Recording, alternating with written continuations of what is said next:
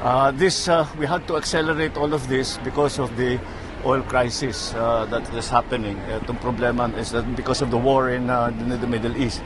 And so we are trying to find different methods para makapagbigay ng subsidy, para makabigay ng tulong.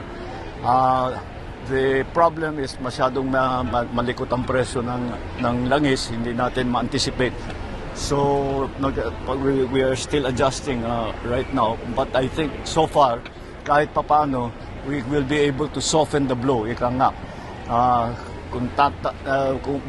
Basta we want to keep as much as possible, huwag po mag-alala ang tao. We are securing the supplies of oil, we are securing the supplies of food, and so far, sapat naman ang ating mga supply, ang ating mga naka-stock na sa langis at saka sa pagkain, kaya ang binabantayan na lang natin ngayon ang presyuhan. I understand you had an interview over the weekend saying that we are not yet in a crisis situation despite the increase of the oil prices. But then, in an ambush interview last Thursday in Bataan, the president himself used the term crisis. He said we had to accelerate all this because of the oil crisis that is happening. Itong problema because of the war in the Middle East. We had to accelerate all of this because of the oil crisis that is happening. Itong problema is that because of the war in the Middle East.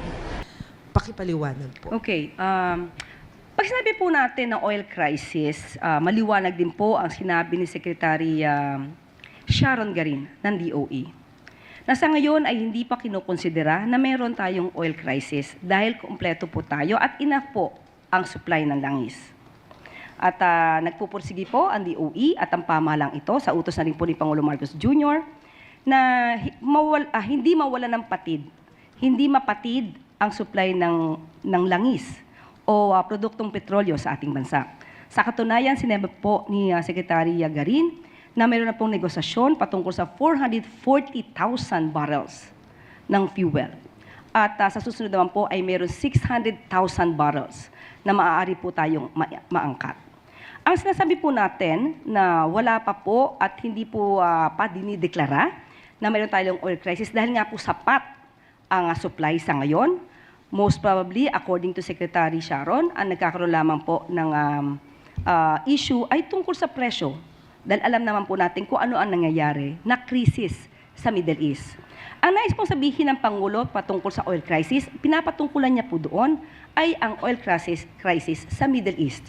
Pero sa ngayon po, sa atin at sa payo na rin po ng Secretary Garin sa ating Pangulo, wala pa po tayo maaaring tawaging oil crisis sa bansa.